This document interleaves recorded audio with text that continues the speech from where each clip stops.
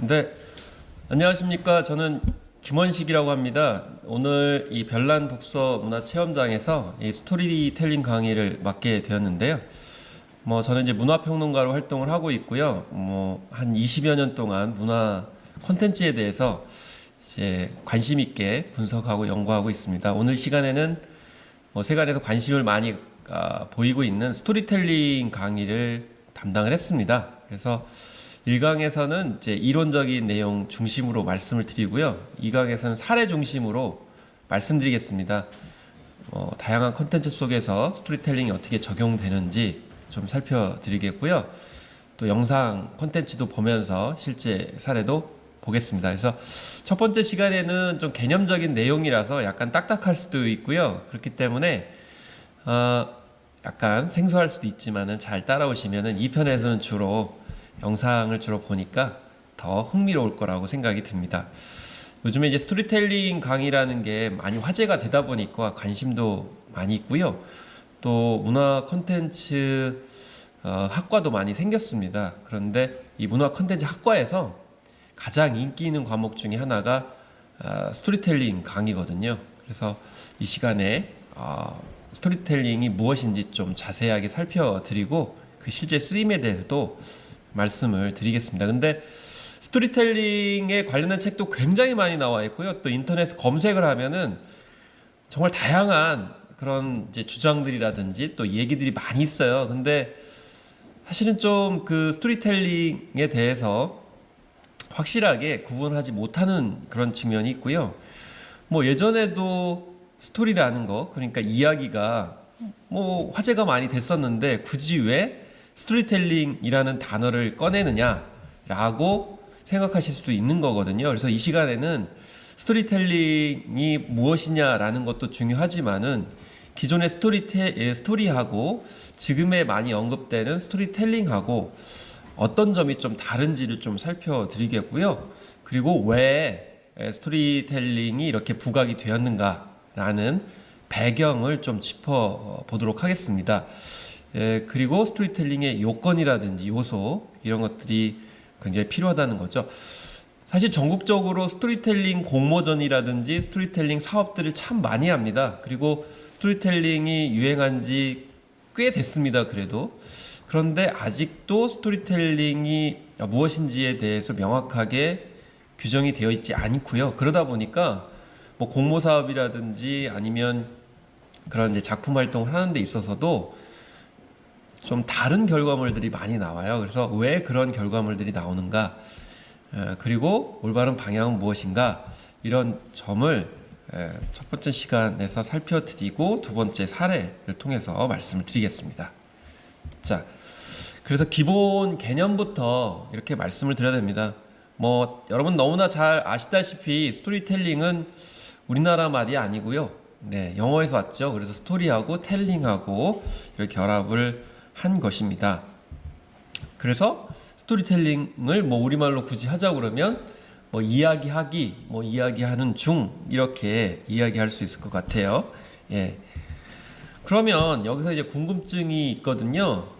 예, 스토리 말하기다, 이야기를 말하는 것이다 이런 건데, 그러면 스토리 라이팅, 그러니까 스토리 쓰기가 아니고 스토리텔링, 그러니까 왜 말하기라고 붙였을까라는 거죠. 여기에서 모든 그런 의문점이 출발을 하는 것이고, 또 스토리텔링의 본질이 있습니다. 스토리 라이팅이 아니고 왜 텔링이냐는 거죠. 네. 그냥 예전에는 여러분들 글짓기 교실, 글짓기 대회 이런 거 많이 했지 않습니까? 그래서 우리는 되게 글 쓰기, 글 짓기, 글 창작 이런 데 초점이 많이 맞춰져 있어요. 근데 지금 시대가 어느 시대로 바뀐 거냐? 텔링의 시대로 바뀐 거죠. 그래서 결국에는 이 쓰기에서 왜 말하기로 바뀌게 되었을까? 그리고 그것이 왜 스토리를 바라보는 관점으로 많이 바뀌게 했는지 이 점을 머릿속에 염두에 두시고 천천히 보시면 되겠습니다. 그래서 이제 비교할 수 있는 것이 말 잘하는 사람하고 글 잘 쓰는 사람인데요. 예전에는 사실 글 잘 쓰는 사람을 선호하던 경향이 있었어요. 저도 어린 시절에 여기가 옛날에 초등학교였다고 하지만 저도 이제 어린 시절에는 글짓기 대회에 가고 이랬었거든요.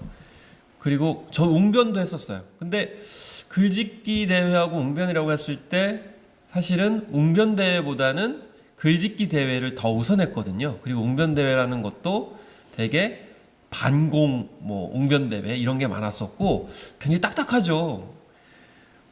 그리고 별로 재미도 없고 그런 상황을 보게 되면은 결국 이 말하기보다는 글쓰기에 더 저조차도 더 중요시했던 그런 문화적 환경에서 성장을 하는 것인데 그렇지만은 지금 방송 프로그램을 보셔도 그렇고 여타 다른 그런 스타들의 활동을 봐도 아시겠지만은 말을 해야 되고요. 그리고 이 유재석 씨도 보시면은 이 어떤 토크쇼라고 하는 형식들이 다양한 문화 행사 속에서도 접목이 되고 있고 인기가 높습니다. 그런데 우리가 어렸을 때부터 글을 잘 못 쓰는데 주변에 말 잘하는 사람들 많잖아요. 재밌게.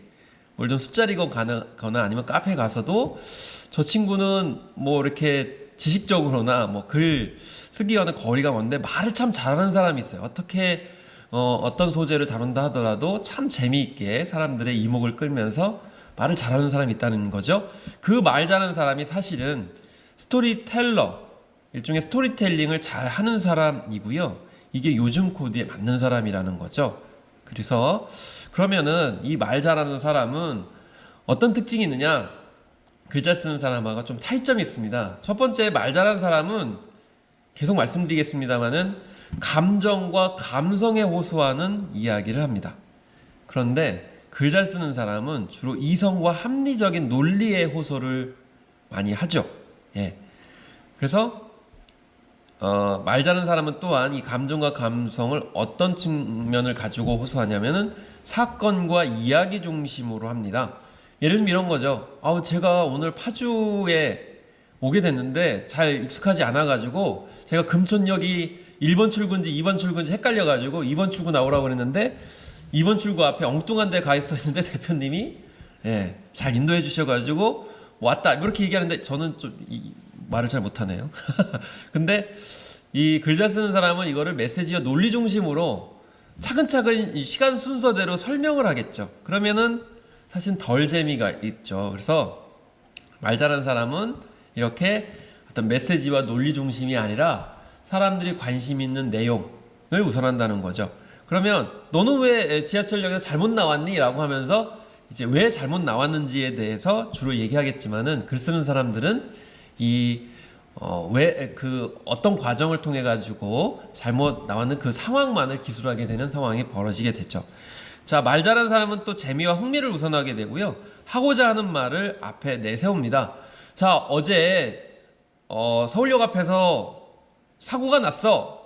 뭐라고 하면 이제 사고가 났다는 것을 맨 앞에 내세워야 되는데 내가 어제 서울역에 갔는데 친구를 기다리다가 늦어가지고 밖에 나왔는데 저기에서 무슨 사이렌 소리가 나가지고 이렇게 얘기를 하면 안 된다는 거죠. 그냥 사고가 먼저 났다는 거를 먼저 얘기를 하고 그 다음에 왜 났는지를 바로바로 얘기해 주는 것이 말 잘하는 사람의 특징이라고 볼 수가 있겠습니다. 그리고 말 잘하는 사람은 비약과 반복도 강조하고요.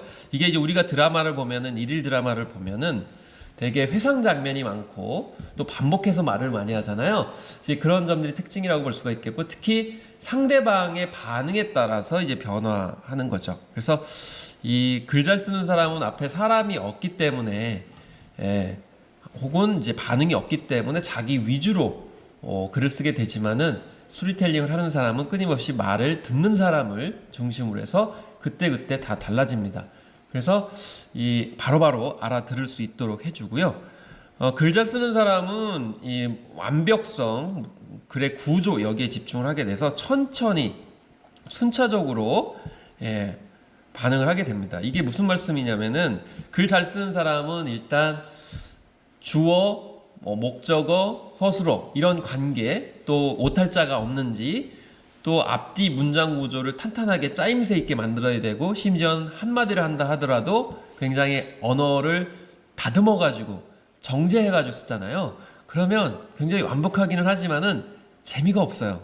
그리고 읽는데도 굉장히 어려움이 있게 되죠. 그렇게 되다 보니까 이런 표현을 하거든요. 소설가들을 예전에 이제 베스트셀러 작가들을 방송에 출연시키는 경우가 있어요. 그러면 사람들은 글을 읽었을 때는 굉장히 말을 잘해서 재미있게 얘기할 것 같지만은 실제로 방송에 출연시켜 보거나 토크쇼를 하게 되면은 말에 흥미가 없고 재미가 없는 상황이 벌어지죠. 왜 그러냐면 말을 할 때 글을 쓰듯이 말을 하기 때문에 사람들이 재미가 없어 하는 거죠. 왜냐면 너무 완벽하게 얘기하려고 하니까. 그렇지만 그냥 재미와 흥미 위주로 비약과 반복을 섞어가면서 상대방의 반응에 따라서 해줘야 되는데 이 사람은 자기 머릿속에 있는 내용을 그대로 보여주려고 하다 보니까 결국에는 사람들의 흥미를 못 이끌어낸다.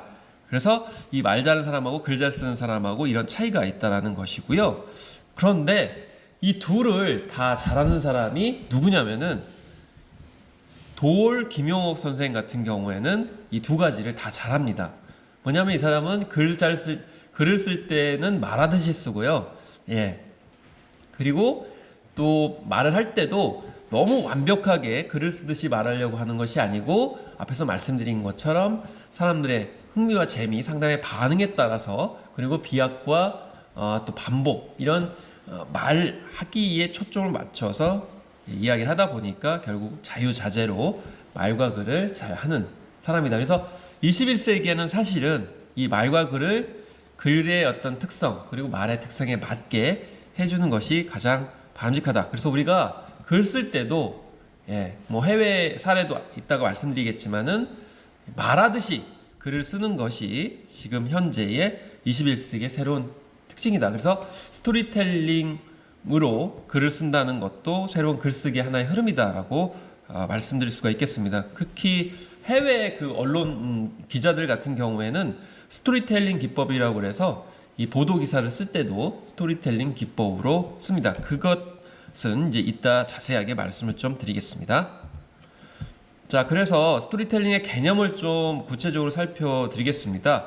그래서 스토리텔링은 원래 문학이나 영화, 교육학 등에서 활용되는 방법이고요.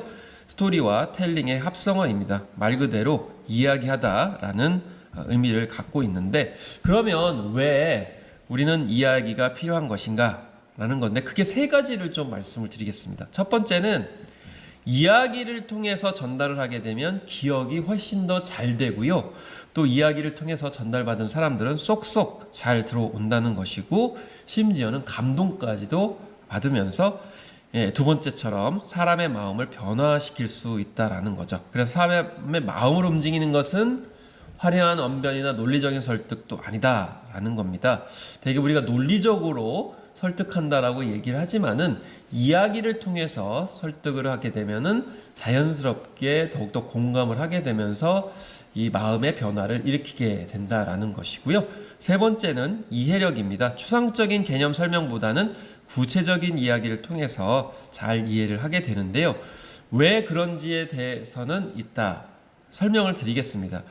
왜냐하면 이런 원론적인 이야기들은 다 알고 있는 건데 그 두 번째 시간에서 그 아오모리 사과를 이제 설명을 드리면서 그냥 이야기만 등장하면 안 되고 어떤 것이 등장했을 때 더욱더 공감을 하게 되고 이해를 하게 되고 설득하게 된다는 것을 말씀을 드리겠습니다. 그 부분이 대부분 다 설명이 안 되고 빠지는 경우가 많기 때문에 그 부분은 이따가 반드시 좀 참조를 하셨으면 좋겠고요. 자, 스토리텔링에 관련돼서 중요하게 부각하는 사람들의 또 한 가지 특징은 뭐냐면은 스토리텔링을 가지고 무한확장할 수 있다. 굉장히 많은 부분에 있어서 쓰임이 많다. 일종의 산업적으로 분석하기도 하고요. 아까 교육적인 부분을 말씀을 드렸지만은 뭐 산업 분야라든지 관광 스토리텔링, 경영 정책 홍보, 또 기업 제품 브랜딩 이런 데에서도 스토리텔링의 쓰임이 많기 때문에 이제 전반적으로 관심을 많이 가지고 있다라는 것이고요. 그래서 뭐 대화와 협상이라든지 또 설득을 시킬 때 또 그 기업의 운영 원리로서 스토리텔링이 활용이 됩니다. 예를 들면은 뭐 이런 거죠. 여러분들이 어떤 행사를 했거나 어떤 사업을 추진했거나 또 어떤 상품을 개발했거나 아니면은 뭔가 자기 그 어떤 일을 하는 데 있어서 장점과 단점을 이제 분석 파악을 할 때 그냥 뭐 이번 일에 있어서는 장점이 뭐였고 단점이 뭐였었다. 이렇게 얘기를 하면은 정리하긴 쉽지만은 일목요연하지 않고 또 전달받는 사람들이 전달받지 못하는 경우가 있습니다. 근데 스토리텔링 기법을 적용하면 어떻게 되냐면은 그 일을 했을 때 어떤 이야기 구조로 장단점을 파악을 하는 그런 운영 전략들이 있거든요. 그런 것이 훨씬 더 효과가 높다라는 점에서 봤을 때 이 기업이나 조직을 운영할 때도 스토리텔링 기법이 사용이 되고요. 또 프리젠테이션 하거나 면접을 할 때도 스토리텔링 기법을 활용하게 되면은 훨씬 더 면접관들이 일목요연하게 그 사람에 대해서 파악을 하게 되고 받아들여지게 된다라는 것도 이번 시간에 사례로 이따가 살펴드리도록 하겠습니다. 그래서 앞서서 제가 스토리텔링의 이제 어떤 부상 이후 등장 배경 말씀을 드렸고 또 한편으로는 쓰임이 많아진다고 했는데 스토리텔링이 부각된 이유 중에 하나가 또 디지털 매체가 등장을 하기 시작하면서 이 부분이 부각된 점이 있습니다. 그래서 뭐 음악이라든지 이미지, 오디오 이런 것들이 디지털 매체를 통해서 부각이 되다 보니까 여기에 디지털 스토리텔링이라고 하는 또 색다른 분야가 결합이 되기 시작을 했고 그래서 스토리텔링이 새로운 매체의 가능성 때문에 이렇게 부각이 되고 있습니다. 전통적인 스토리텔링은 그냥 입으로 한다든지 또 앞에 뭐 청중을 모셔놓고 한다든지 그리고 일방적으로 사실은 전달이 된 측면이 많았다고 하면 디지털 스토리텔링은 굉장히 많은 다수의 청중들 지금 코로나 때문에 비대면 그런 컨텐츠들 뭐 라방이라고 그러죠. 라이브 방송을 많이 하게 되는데 그만큼 동시에 수많은 사람이 접속할 수 있다는 것이고 훨씬 더 상호적이 될 수 있다. 왜냐하면 그 기존의 매스미디어 같은 경우는 뭐 그냥 일방향적으로 얘기를 하고 끝나지만은 요즘에 SNS나 뭐 이런 유튜브 플랫폼 같은 경우 또 아프리카 TV 같은 경우에도 댓글을 또 달 수도 있고 또 피드백을 줄 수 있는 요소들 그래서 디지털 스토리텔링이 그런 새로운 매체를 만나게 되면서 더욱더 확장을 하게 됐다라는 것인데요. 우리가 이제 좀 더 근원적으로 올라가서 주목을 해야 되는 것은 구술이라는 것, 그러니까 입으로 뭔가 이제 정보를 전달하는 것 이런 것이 다시금 이제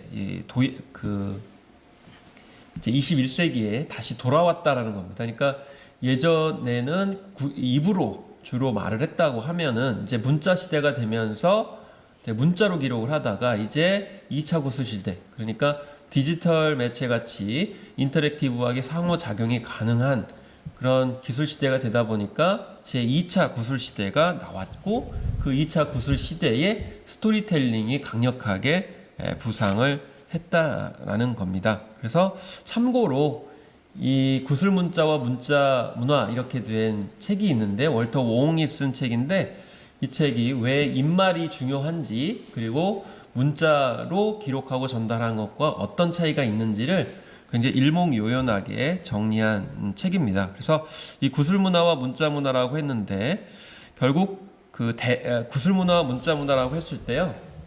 이게 두 가지 관점이 있는데 지금 강연 산업이라든지 강연 형식들이 굉장히 많이 나오고 있습니다. 그것을 가능하게 해줬던 게 지금 이 시간에 여러분들이 보시는 것처럼 이렇게 카메라를 통해 가지고 전달력이 굉장히 강해질 수 있도록 새로운 기기들이 훨씬 더 접근 가능성 있게 나왔기 때문이죠. 그래서 그게 그동안은 좀 문자 문화 시대였기 때문에 잘 되지 않았었는데 이제는 구술 문화가 테크놀로지의 힘을 빌어 가지고 훨씬 더 자연스럽게 전달이 될 수 있다는 것이고요. 또 문자 문화에 너무 이제 짓눌리다 보니까 구술 문화, 그러니까 스토리텔링을 활용한 그런 강연들이 팽창을 하고 있고 또 인터넷을 통해서도 충분히 제공되고 있다는 겁니다. 그래서 구술 문화는 직접 대면적이고 즉시적이고 또 상황을 이제 공유하기 때문에 그때그때 상황에 맞게 생생함이 있다는 것이죠. 그렇지만 문자 문화는 간접적이죠. 그래서 여러분들 뭐 소설이다 그러면은 그 읽는 사람과 그 쓴 사람은 직접 대면하는 게 아니고 멀리 떨어져 있고요. 그리고 즉시적으로 반응보다는 생각을 집중하다 보니까 결국에는 좀 흥미와 재미가 떨어지게 됩니다. 그리고 읽는 사람과 또 쓴 사람의 상황이 독립적이고 그 다음에 언제나 그 문자에 담긴 컨텐츠는 고정돼 있습니다. 변화가 없죠. 한 작품이 불멸하게 되는 거죠. 그렇지만은 시대적 상황과 사람에 맞게 그것이 반영되고 바뀌고 새롭게 진화해야 되는데 그렇지 못하는 것이 문자 문화의 특징이기 때문에 결국에는 스토리텔링을 중심으로 한 입말이 부각이 되고 있다는 겁니다. 그래서 참고로 뭐 이렇게 구슬 문화의 9가지 특징인데요.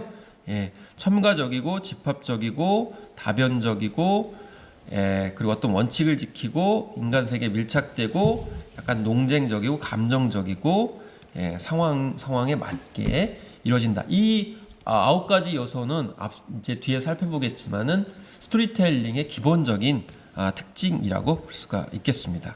네, 그래서 이 스토리텔링은 사실은 누가 가르쳐 주는 것이 아니고 인간 어떤 내면에 잠재되어 있는 것이기 때문에요.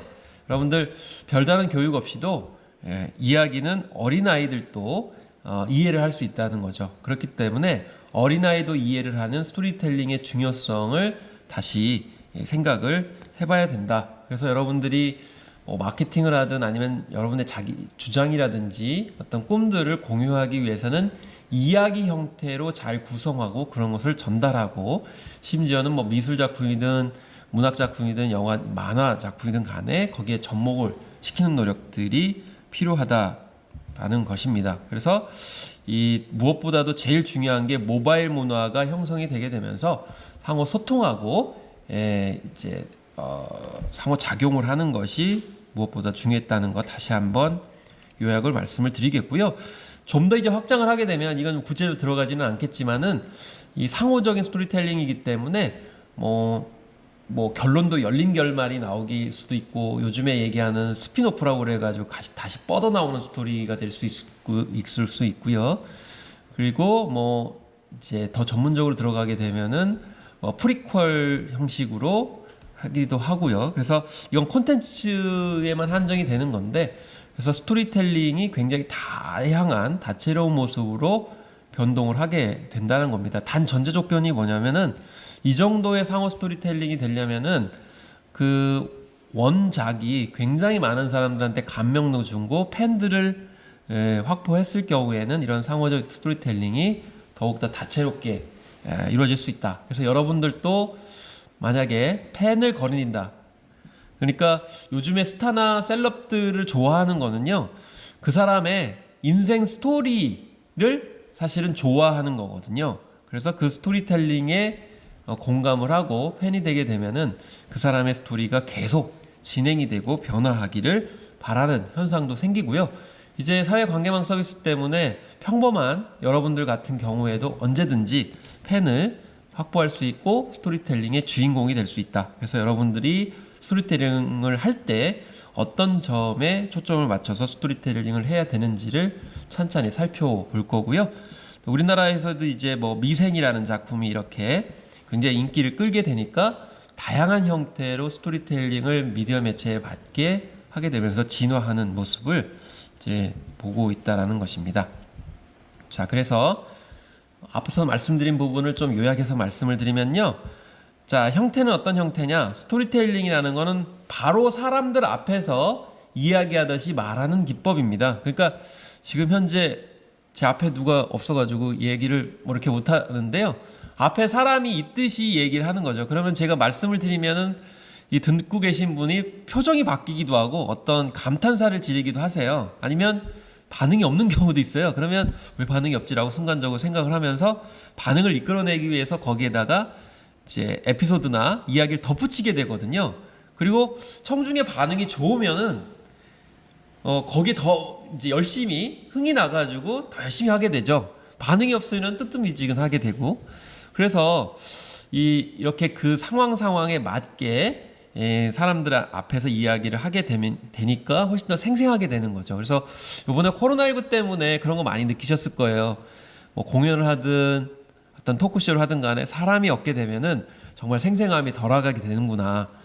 뭐 창호작용이 없기 때문이죠. 그래서 영화나 드라마, 광고도 마치 바로 앞에 사람이 있는 것처럼 그들의 어떤 이야기에 귀를 기울인 것처럼 이야기하는 방식으로 이제 만드는 것이 스토리텔링 기법이라고 볼 수가 있겠습니다. 당연히 이성적이고 논리적인 그 부분보다는 감정과 감성을 자극하는 그런 작품들이 되겠고요.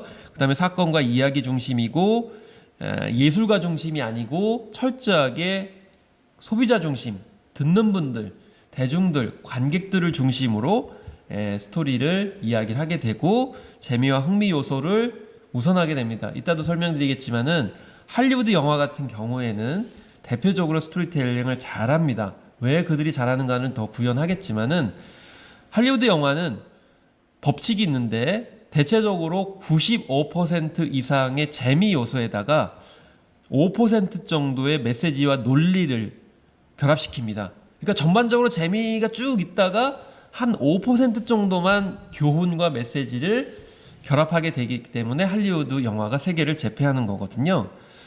그런데 이제 예술 영화, 유럽의 뭐 3대 영화제라고 하는 이제 베니스 칸, 베를린 영화제 같은 경우에는 95%가 논리와 메시지예요. 그러다 보니까 굉장히 힘들어요. 굉장히 뭐 이렇게 찬사는 많이 나오지만은 재미가 없어지게 되는 거죠.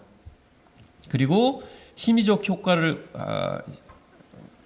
보여주기 위해서 하고자 하는 메시지를 앞에 그리고 반복해서 사람들에게 전달하는 것이 스토리텔링의 특징이고 당연히 상대방의 반응에 따라서 달라지게 된다라는 것입니다. 자, 그래서 간단한 사례를 좀 살펴보겠습니다. 이게 이제 스토리텔링 자기소개서 얘기인데요. 자, 첫 번째는 그냥 우리가 흔히 사용하는 자기소개서의 일부 내용입니다. 제가 한번 읽어보겠습니다. 자, 저는 약속을 가장 중요하게 생각합니다. 30여 년간 공직 생활을 하신 아버지께서는 이 세상을 살아가는데 가장 중요한 것은 신뢰라고 하셨습니다. 그래서 저는 영업에 있어서 가장 중요한 신뢰에 대한 덕목을 어릴 적부터 쌓을 수 있었습니다. 한 대학교에 다니면서 과외, 서빙 등 다양한 아르바이트 활동을 하면서 영업의 꿈을 키웠습니다. 이 방학 때는 동료들과의 신뢰를 바탕으로 기업 인턴 활동도 했고 공모전도 적극적으로 참여하면서 땡땡 공모전 은상, 땡땡 공모전 금상을 수상했습니다. 이렇게 적었습니다. 잘 적은 것 같죠? 자기가 어떤 신조, 어떤 가치관을 가지고 있는지 이야기를 합니다. 신뢰라고 이야기를 했습니다. 그러면서 쌓기 위해서 어떤 활동을 했느냐, 아르바이트 했고 또 공모전에서도 활동을 했고 수상도 했다. 굉장히 어떤 그 능력과 또 일종의 요즘 말로 얘기하면 스펙을 갖췄는지를 설명을 하고 있습니다. 그리고 사실에 근거를 하고 있고요. 대부분 이렇게 씁니다.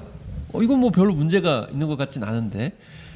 근데 과연 고용주 입장에서 봤을 때는 이 사람이 어떤 역량을 갖고 있는지를 정말 생생하게 와닿을 수 있겠는가. 그리고 이런 형식은 거의 많은 그 응시자들이 또 지원자들이 이런 내용을 쓰거든요. 자, 그럼 이걸 스토리텔링 기법을 활용을 해서 어떻게 적용할 수 있을까? 다음 사례를 통해서 살펴보겠습니다. 자, 두 번째 사례인데요. 자, 읽어보겠습니다. 자립심을 강조한 부모님의 영향으로 일찍부터 사회 경험을 쌓을 수 있었습니다.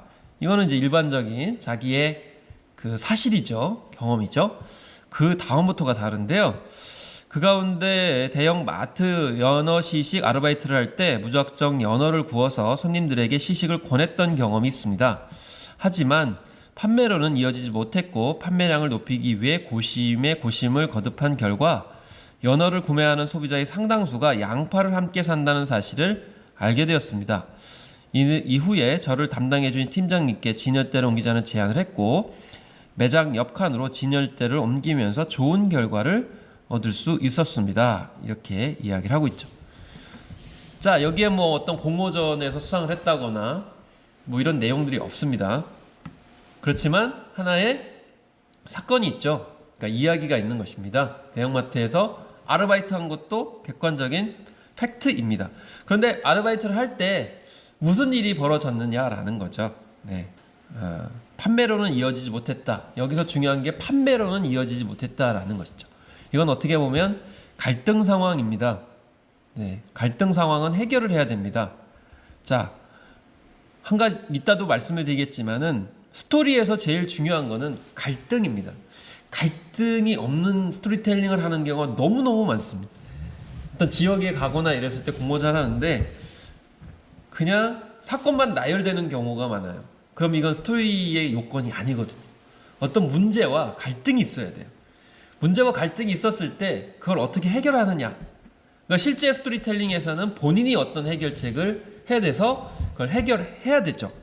그리고 해결했기 때문에 뭔가 그 구성원이나 이 글을 읽는 사람한테 교훈과 메시지를 전달해 줘야 되는 거죠. 근데 대부분의 그런 나열형 자기소개서에서는 어떤 성과가 있었다, 성공했다, 경험을 쌓았다 이렇게 해버리기 때문에 구체적으로 그 사람이 어떤 것을 경험을 했고 어떤 솔루션을 갖게 됐는지에 대해서 알 수가 없다. 그래서 앞서서 말씀드린 것처럼 경영 전략에서도 이런 경험담을 이야기 형식으로 하게 되면 훨씬 더 상황을 이해하기 쉽고요. 장단점을 파악하고 또 본질도 이해하기가 쉽다라는 그런 간단한 사례를 통해서 좀 설명을 드렸습니다.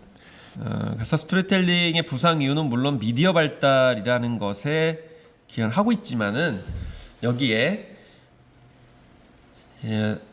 실화성, 팩션, 그 다음에 진실성, 자연스러움 이것이 강조가 되면서 부각이 되고 있다는 거죠. 자신의 진정성이라든지 뭐런 사실성이라는 거는 그냥 팩트의 나열만 가지고는 되지 않고 하나의 이야기 구조를 통해서 공감을 할 수 있어야만이 가능하고 그것을 미디어가 채워주기 때문입니다. 지금 현재 내추럴 커뮤니케이션이라고 그래가지고 그 빅테크라고 불리는 IT 기업들은 계속 자연스러운 대면이 가능한 그런 상황들을 펼쳐지고 있는데 과연 그것이 테크놀로지만 개발된다고 해서 가능하느냐? 그렇지 않고요. 대체적으로는 이 정서와 감정이 일단 들어가야만이 가능한데 되게 전문가들은 절제하고 약간 합리적으로 스토리를 만들어야 된다라고 자꾸 얘기를 하십니다. 그래서 대표적인 그 단어가 뭐냐면은 신파라는 단어를 굉장히 많이 싫어하거든요. 근데 전문가들 이야기를 들으시면 안 돼요. 왜냐면 여러분들 영화 보러 가실 때 네이버나 다음에 그 영화 평점을 보시잖아요. 그러면 거기에서 네티즌 평점하고 전문 평론가나 기자의 평점이 있거든요. 그러면 여러분들은 누구의 평점을 더 보십니까? 아마 네티즌 평점을 더 보실 거예요. 근데 여기서 이제 차이가 뭐냐면은 전문가와 전문 기자들은 항상 그 콘텐츠를 보는 분들이거든요. 그러니까 굉장히 수준이 높아요. 그리고 나름대로 어떤 완벽한 기준들이 이제 있는 것이죠. 근데 보통 분들은 사실 그런 전문가적인 수준에서 영화를 보거나 콘텐츠를 보지 않거든요. 보편적인 어떤 감정에서 보고 특히나 정서적인 관점에서 많이 보기 때문에 스토리텔링 같은 경우에도 왜 부각이 됐느냐 그 이유 중에 하나가 그전에는 전문적인 소설가 전문가 에세이스트들이 하다 보니까 너무 전문적인 거죠. 일반 정서와는 좀 많이 다르기 때문에 이게 명작이래. 그래서 읽었는데 여러분들 책 읽다가 막 졸고 그러시잖아요. 이게 뭐 상을 받았대. 그럼 막 지루하고 탈출하고 싶고 이러잖아요. 그 이유는 기본적으로 읽는 분들과 접하는 분들과 대중과 작품이 많이 멀어졌고 전문가들이 상을 많이 주다 보니까 이런 현상들이 벌어진다. 심지어는 어떤 공모전에서 받은 시나리오라든지 소설 같은 경우는 흥행에 참패하는 결과가 많고 심지어 장려상이라든지 가작이 오히려 더 흥행에 성공하는 경우가 많이 있습니다. 어쨌든 간에 우리가 스토리텔링도 정서 없이는 가능하지 않다. 그래서 스토리텔링에서 무엇보다 중요한 건 여러분들 정서와 감정을 실려줘야 된다. 그래서 일부에서는 심파하지 마라고 하지만은요, 성공을 원하신다고 그러면 심파를 하셔야 됩니다. 심파야말로 굉장히 대중적이고 스토리텔링의 묘미를 잘 보여주는 것입니다. 그래서 텔링은 말하는 사람의 목소리, 표정, 아울러 몸짓을 모두 다 포괄하는 것이고요. 그렇기 때문에 공연에서도 이 오페라보다는 뮤지컬이 왜 대중적으로 흥행을 하는가, 그것은 바로 스토리텔링을 굉장히 다채롭게 전달을 해주기 때문이다. 모든 오감각을 다 통해서 전달을 해주고 있고, 또 요즘에 젊은 세대들이 좋아하는 뮤지컬 같은 경우에는 굉장히 구조가 짜임새 있고 뭐 완벽한 어떤 그 이야기 내용보다는 버라이어티한 요소들을 이제 많이 선호하는데, 그게 바로 스토리를 어떻게 텔링하느냐, 어떻게 전달해 주냐의 차이라고 볼 수가 있겠고요. 또 요즘에는 뭐 4차 산업이라고 그래가지고 뭐 프로젝션 매핑이라든지 홀로그램, 이런 다양한 기법들을 활용하는 것도 바로 스토리텔링을 정서적으로, 감각적으로 전달하기 위해서다라는 점을 말씀드릴 수가 있겠습니다. 그래서 중요한 거는 데카르트가 사람은 뭐 이성적인 존재다 이렇게 얘기했지만은요, 제가 생각했을 때는 이성적인 존재가 되고 싶은 거예요. 근데 사람은 이성적인 존재가 되고 싶어 하지만 일상적인 그런 생활은 정서와 감정을 통해 가지고 정보를 받아들이고 판단을 하고 행동하는 요소가 많고, 또 스토리텔링이라는 것도 마찬가지로 정서적 감정과 또 유대를 강화하는 차원에서 부각이 되고 있다. 특히나 정서와 감정, 학력과 계층, 지역, 나이, 남녀소에 상관없이 모두 다 전달이 되는 요소라는 거죠. 최근에 오징어 게임이 굉장히 흥행을 하고 있는데, 이 오징어 게임도 마찬가지로 학력과 계층, 지역, 나이, 남녀노소에 상관없이 그 아이들의 놀이를 바탕으로 해서 스토리텔링을 잘 했기 때문에 전 세계적으로까지 한류 현상을 일으키는 것이고요. 우리는 이제 과거에 너무 그 지식과 그런 학습에 대해서 치이다 보니까 정보와 지식 위주의 교육을 받거나 그런 콘텐츠가 우월하다라고 되게 했지만은, 요즘에 유행하는 단어로 TMI라는 용어가 많잖아요. 너무 정보가 과잉해서 필요하다는 거죠. 그래서 너무 정보 중심의 그런 콘텐츠는 피로증을 유발하고 정보 과잉 현상을 불러일으키기 때문에 그런 점에서 주의를 하셔야 됩니다. 네, 우리가 이제 텔레비전을 볼 때도 텔레비전을 이제 바보 상자라고 되게 전문가들은 이야기를 했지만은요, 사실 여러분들 텔레비전만큼 그 대중성 있는 매체도 없거든요. 그런 점을 생각을 좀 해보셔야 되겠습니다. 그리고 스토리텔링의 가장 중요한 역할과 기능을 이제 말씀을 드릴 텐데, 그건 바로 치유의 심리입니다. 지금 앞서서 이제 오징어 게임이라는 드라마도 말씀을 드렸지만은, 한국의 드라마가 세계적인 한류 현상을 일으키는 이유는 사실 여성들 때문이거든요. 그러니까 여성들이 정말 남녀차별 사회에서 자신들의 어떤 그 문화적인 탈출구로 드라마를 즐겨 보시고 거기에서 치유 효과를 얻으려고 하셨고, 그렇기 때문에 그 속에서 나름대로 인기를 끌었던 작품의 기반을 둬서 지금 한류 현상을 일으키고 있거든요. 마찬가지입니다. 미국에서는요, 스토리텔링을 가지고 치유의 하나의 굉장히 중요한 테라피, 그러니까 치유법으로 사용을 합니다. 그래서 마음의 상처를 입은 사람들에게 스토리는 굉장히 힘과 위안을 줄 수가 있겠고요. 또 스토리의 주인공이 겪는 과정은 단순히 다른 누군가의 사연이 아니라 바로 그 스토리를 접하는 사람들이죠. 그래서 단순히 상처와 고통 확인하는 차원의 스토리텔링은 굉장히 1차원적이고요.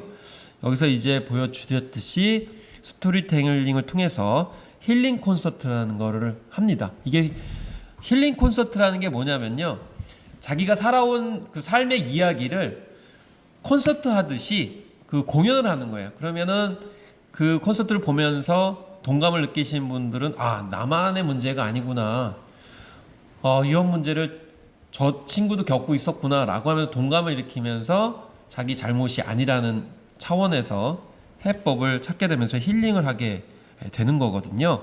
그래서 이 스토리텔링 콘서트가 왜 미국에서는 치유의 관점으로 접근이 되어 왔고 또 치료법으로 활용되었는지를 우리가 생각을 해야 되는데, 요걸 좀 범위를 넓혀보죠. 넓혀보면은 사회적인 관점에서 보게 되면은 이 약자들의 그런 스토리를 한국 사람들은 굉장히 굉장히 선호합니다. 그래서 예전에 어떤 또 평론가들이 이런 성공 스토리에 대해서 굉장히 비판적으로 접근했어요. 아니, 왜 한국 드라마들은 성공 스토리에 집착을 하는가, 뭐 이렇게 얘기를 많이 하는데, 그러면서 굉장히 편협하다는 거죠. 그렇지만 한편으로 생각을 해보면, 그 보시는 분들의 입장에서 생각을 해보면 그만큼 한국 사회는 모든 사람들한테 공정하지 못했고, 특히 약자들이 사회적 기회조차도 받지 못했던 상황이 있었기 때문에 그거를 대리 투영을 해서 대리 만족을 시켜주는 요소로서 이 대중문화 콘텐츠가 적용이 되기 때문에 당연히 어떤 일종의 치유 효과도 있을 수 있는 것이고요. 또 한국 같은 경우는 사실 뭐 신분 그런 계급, 뭐 빈부격차, 양극화 현상도 있었지만은 한국 자체가 강대국 사이에 있다 보니까 너무 핍박을 많이 받아서 결국에는 이 약자가 성공하는 그런 모습들을 많이 보고 싶어 하는 거고, 실제 한국도 아직도 뭐 강국들 사이에 있다 보니까 오히려 약자 이야기에 한국인들은 문화적으로, 문화 심리적으로 더 선호를 합니다. 이런 스토리텔링도 또 사회적 어떤 국가적인 위치 이런 것들과도 연결이 돼서 우리가 살펴볼 수가 있는 거거든요. 이게 왜 중요하냐면요, 이 미국에서는 축구 경기를 하면은 약한 팀이 강한 팀을 이기는 거를 좋아하지 않아요. 우리는 당연히 약팀이 강팀을 이기는 걸 굉장히 선호하는데, 특히 미국 같은 경우에는 아니 왜 강자가 약자한테 져야 되냐 이런 식으로 하면서 영웅 스토리를 굉장히 좋아하거든요. 근데 우리는 반대편에 있죠. 근데 독특하게도 지금 글로벌 동영상 플랫폼이 나오게 되면서 이게 바뀌고 있어요. 왜냐하면 미국 영미권 애들은 강자 중심의 영웅 스토리를 좋아하는지 모르겠지만 그 외의 국가들, 예를 들면 중동이라든지 동유럽이라든지 남아메리카, 아프리카 사람들은 우리가 좀 비슷한 거예요.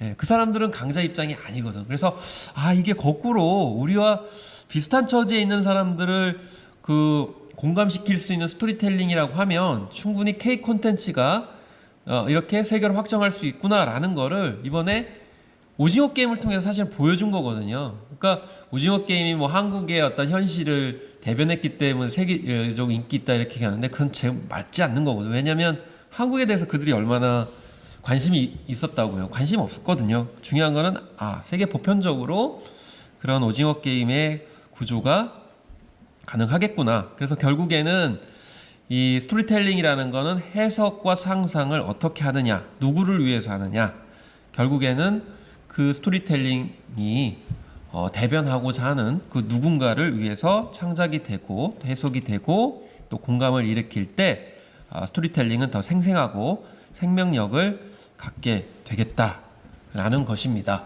그래서 너무 이제 좀 거창하게 좀 말씀을 드렸는데요. 이번엔 좀 구체적으로 좀 말씀을 드리면은 스토리텔링의 소통 형식이라는 게 크게 두 가지 방식이 있습니다. 첫 번째는 직접 소통입니다. 그러니까 앞서서 말씀드린 것처럼 직접 앞에서 스토리텔링을 하는 거죠. 앞에 뭐 관객이 있다, 듣는 사람이 있다, 청자가 있다 그러면 그 앞에서 스토리텔링 하는 방식. 그래서 공연이라든지 콘서트라든지 구연, 예를 들면 구연 동화 이런 것이 지적될 수가 있겠고, 두 번째는 간접 소통입니다. 미디어 매개물을 통해서 소통하는 방식이죠. 영화와 드라마, 소설 등이고요. 이 두 가지가 짬뽕되는 경우가 있습니다. 요즘에 이제 뭐 라이브 방송이나 이런 것들은 두 가지가 이제 짬뽕되는 그런 현상이 벌어지고 이제 있는데, 거기에 댓글도 달게 되고 또 메시지도 보내게 되고 이런 간접 소통으로까지 진화를 하고 있죠. 그리고 이 화자의 관점에서 봤을 때 세 가지 유형과 층위가 있는데요. 첫 번째는 직접 스토리텔링입니다.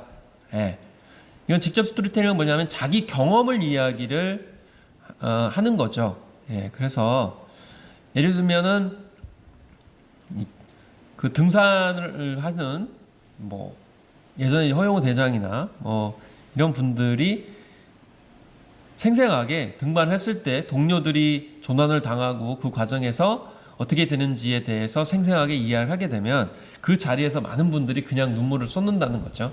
그래서 스토리텔링의 가장 강력한 유형이 바로 이 첫 번째 유형입니다. 자기 경험담을 얘기하는 거죠. 진정성 있게 이야기를 하게 되면 엄청난 효과를 발휘하게 되고, 이게 종교적으로는 이제 뭐 간증이라든지 이런 형식이 이제 있을 수 있는 거고요. 그리고 실제 이제 자기가 겪었던 생생한 경험담을 공유시키는 거고, 두 번째는 간접 스토리텔링입니다. 이 간접 스토리텔링은 누군가 그랬더라. 어떤 사람이 그랬더라. 내가 아는 사람이 그랬더라. 어떤 위인이 그랬더라. 그걸 이제 간접적으로 전달하는 거지만, 이거는 여기까지는 두 개 직간접 스토리텔링이 실제 있었던 것을 이제 전달하는 것이라고 볼 수가 있겠는데, 간접 스토리텔링은 직접 스토리텔링보다는 약간 효과가 덜 할 수 있지만 여전히 사실이기 때문에 그런 점에서 이제 더욱더 진정성을 느끼게 하고요. 세 번째는 창작 스토리텔링이에요. 이거는 이제 스토리를 만들어내는 거죠. 그게 바로 소설이라든지 시나리오라든지 이런 방식이고요. 다만 요즘에는 팩션이나 팩추얼처럼 실제 사실의 바탕을 두고 만드는 점을 강조하는 게 있는데, 결국에는 직접이나 간접 스토리텔링이 효과가 높기 때문에 그렇게 강조하는 것이라고 볼 수가 있겠습니다. 그런데 제일 중요한 것은 스토리텔링의 요건입니다. 대체적으로 이 스토리텔링의 요건을 많은 스토리텔링 교과서들이 이야기를 하지 않습니다. 대체적으로 뭘 얘기하냐면은 두 번째인 내러티브와 스토리 자체만 이야기를 하게 되고, 나머지는 이야기를 하지 않는 경우가 많습니다. 그래서 공모전 이런 거 보면은 그냥 내러티브 스토리만 심사를 하게 되는데, 제일 첫 번째는 제일 중요한 게 캐릭터가 제일 중요합니다. 요즘에 컨텐츠를 만드는 방식이 완전히 바뀌어서, 예전에는 뭐 이야기 구조를 잘 짜는 게 중요하다라고 얘기를 그렇게 또 가르치기도 했는데, 요즘에는 캐릭터가 우선입니다. 예를 들면 쉽게 말씀드리면 뽀로로다 그러면 뽀로로라는 캐릭터가 먼저 나오게 되고 작품이 그 뒤에 나오게 되는 거죠. 여러분들 카톡을 쓰게 되면 거기 이모티콘의 주인공들, 뭐 라이언을 비롯해서 여러 가지 주인공들이 있는데, 스토리가 먼저, 내러티브가 먼저인가요? 아니거든요. 그 캐릭터가 먼저입니다. 이게 왜 그러냐? 사람들의 공감을 일으키고 대변하고 마음을 휘어잡을 수 있는 캐릭터가 먼저 우선해야만이 내러티브와 스토리에 관심을 갖습니다. 이거는 팬덤 현상도 마찬가지입니다.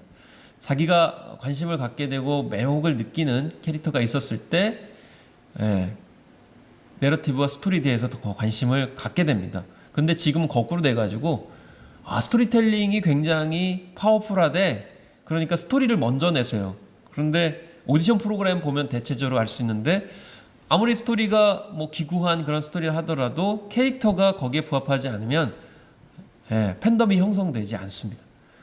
자, 그래서 내러티브와 스토리 말씀을 드렸었는데, 내러티브는 뭐냐면 사건의 나열이에요. 제가 오늘 파주에 와서 뭐뭐 했다, 그리고 강연했다, 강연하고 혼자 떠들다가 밥 먹고 갔다, 이게 내러티브예요. 그건 사건의 그냥 나열이거든요. 그걸 스토리텔링이라고 할 수는 없어요. 스토리텔링이 되려면 플롯이 있어야 됩니다. 플롯이 뭐냐? 예를 들면 이런 거죠. 뭐 금천역에 누군가 멀때가 나타났다. 쟤는 왜 왔지? 그러면서 이 앞뒤 구조를 약간 짜임새 있게 뒤바꾸기도 하고, 뒤에 나올 게 앞에 나오기도 하고, 이런 식으로 선후 관계를 흥미를 위해서 재배치하는 것을 플롯이라고 얘기를 합니다.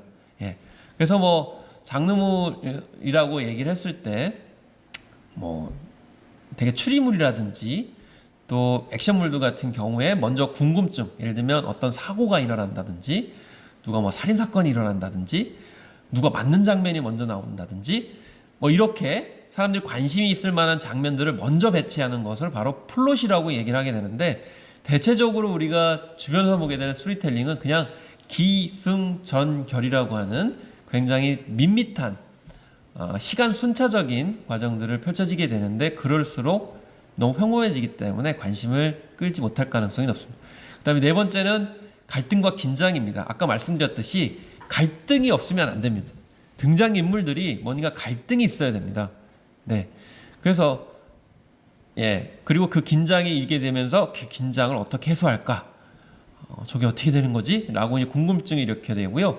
그 다음에 다섯 번째는 드림 포인트라고 말씀드렸는데 많은 사람들의 소망과 꿈이 들어있어야 됩니다. 뭔가 사람들이 원하는 거. 그러니까 대체적으로 전문가들은 인생이 비극이란 걸 알려주마 이렇게 얘기를 하는데 사실 일반 분들은 보통이 다 비극이거든요. 그러니까 보통이 다 비극인데 왜 비극을 다시 한번 보려고 하겠어요? 네, 그런 관점도 여기 해당이 되고요. 그 다음에 여섯 번째는 서브 트렌드입니다. 이게 우리가 이제 10월달 되면은 트렌드 서적이 굉장히 많이 나오거든요. 근데 우리가 흔히 알고 있는 트렌드는 우리가 접하는 이상 그건 이미 트렌드가 아니에요. 그래서 서브 트렌드는 뭐냐면 트렌드가 바로 되기 직전, 그러니까 소위 말해서 지금 이제 10대나 20대 초반에서 이런 현상이 많이 일어나는데 사회의 전반의 트렌드가 되지 않는 거, 약간 신상 같은 느낌인데 약간 생소하지만 감각적인 거, 이런 요소들이 배치가 돼 있어야 됩니다. 그러려면은 이제 각색하시는 분들이 상당히 많고 기타 창작을 해야 되는데요.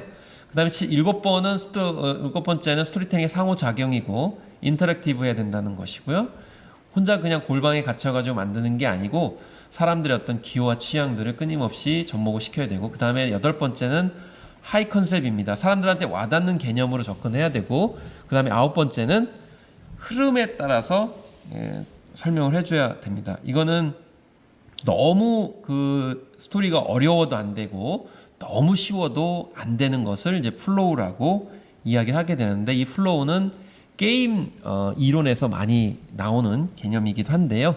이거는 이제 시간이 되면 좀 말씀을 드리도록 하겠습니다. 그래서 사람들이 원하는 그런 것들을 해야 되기 때문에 그것이 요즘 케이팝이 유행하고 있는 그 세계관이라는 것입니다. 그 사람들의 세계관을 반영시키는 것이 바로 팝컬처이고, 그 팝컬처가 표현되는 방식이 하이 컨셉이라는 것이죠. 그래서 너무 구조와 짜임새보다는 사람들에게 이야기를 했을 때 알 수 있는 것. 그래서 팝송도 사실은 우리말로 하면은 인기가요거든요. 순간적으로 알아들을 수 있는 그런 겁니다. 그래서 특히나 현대인들은 굉장히 바쁜 상황이기 때문에 굉장히 많은 정보보다는 순간적으로 감각적으로 알아들을 수 있는 개념에 대해서 더욱더 관심을 갖게 됩니다. 그래서 이런 순간적으로 누구나 다 이해할 수 있는 그런 개념이 바로 하이 컨셉이고, 그런 하이 컨셉을 적용한 것이 바로 하이 컨셉 시네마라는 겁니다. 그 하이 컨셉 시네마는 뭐냐면 스티븐 스필버그가 언급한 단어에서 나오는데요. 자, 스티븐 스필버그는 이렇게 얘기를 했습니다. 나는 손에 쥘 듯한 간결한 아이디어의 영화를 좋아한다. 이게 바로 하이 컨셉 영화이고요. 스티븐 스필버그가 하이 컨셉 영화를 처음 만든 게 뭐냐면 조스입니다. 조스라는 영화. 해안가에 조스가 나타나서 사람들을 해친다. 이 자체가 굉장히 흥미를 유발한다라고 판단을 할 수 있는 거고요. 그런데 다만 우려해야 되는 건 뭐냐면은 딱 사람들한테 뭔가를 딱 이걸 어필을 해줬는데 그 내용이 그렇지 못하게 되면은 사람들이 이탈할 수 있기 때문에 굉장히 잘 짜임새 있게 하이 컨셉에 부합을 해야 됩니다. 어쨌든 간에 이 하이 컨셉이 잘 되게 되면은 그에 맞춰서 스토리텔링 방식을 하게 되는 것.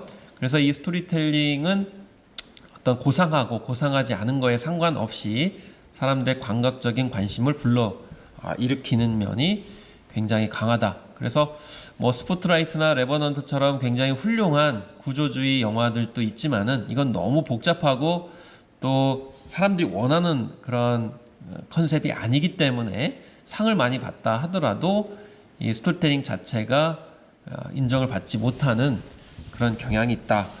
그래서 여기 보시면은 어떤 세계관을 거창하게 말씀드렸지만은 이 꿈을 담아내는 것이 스토리텔링에서는 굉장히 중요합니다. 되게 전문가들은 이런 거 별거 아니라고 생각을 하는데요.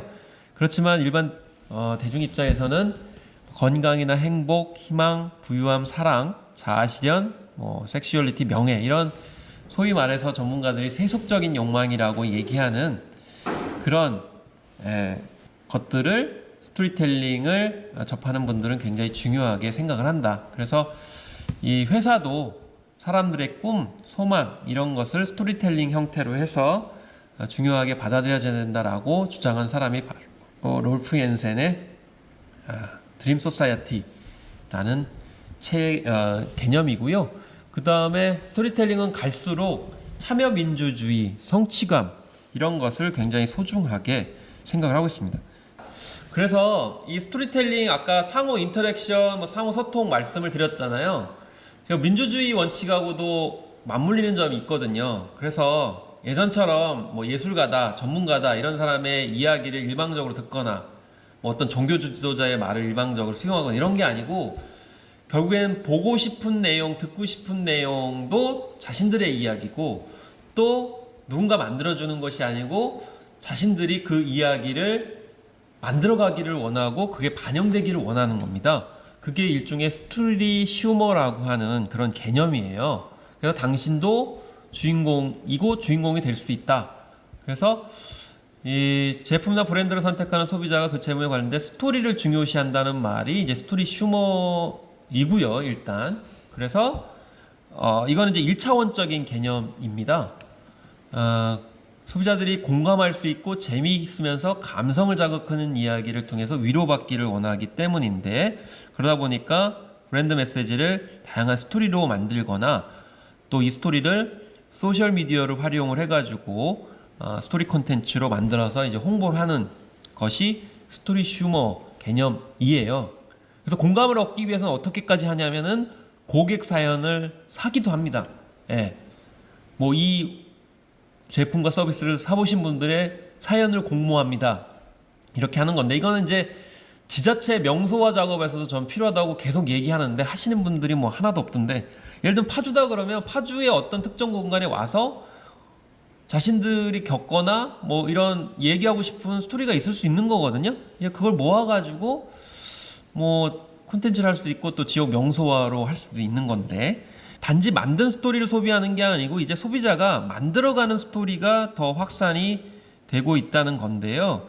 이게 사실은 K-팝 얘기를 좀 하면은 방탄소년단의 세계적인 그룹이 된 이유 중에 또 하나예요. 뭐냐면 방탄소년단 팬클럽인 아미는 자신들이 지금 이야기를 만들어가고 있는 거거든요.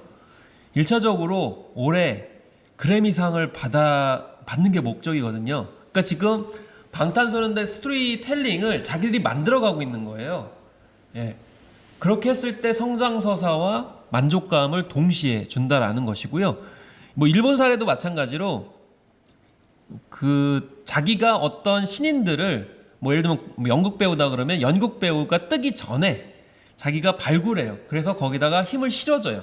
그래서 그 친구가 성장하고 성공하기를 염원하는 거죠. 예. 그래서 이따도 말씀드리겠지만은 두 번째 시간에서 말씀드리겠지만 스타의 개념이 바뀌었습니다. 방탄소년단도 아이돌에서 아이들로 왔죠. 그러니까 예전에는 SM처럼 굉장히 우월한, 굉장히 예쁘고 멋지고 사람 같지 않은, 이 땅에 존재하지 않을 것 같은 사람 이미지로 세일즈를 했었는데, 지금은 그게 아니고 방탄소년단처럼 굉장히 우월한 친구들이 아니야. 근데 내적으로는 굉장히 우월할지라도 겉으로 보기에는. 그래서 처음에 방탄소년단 인기가 있다니까 많은 10대들이 몰려갔어요. 그래서 실제로 보고는 외모가 아닌 것 같거든. 그러다 보니까 이탈하는 경우도 있는데, 그런 거는 이미 이제 시대 대세가 아닌 거죠.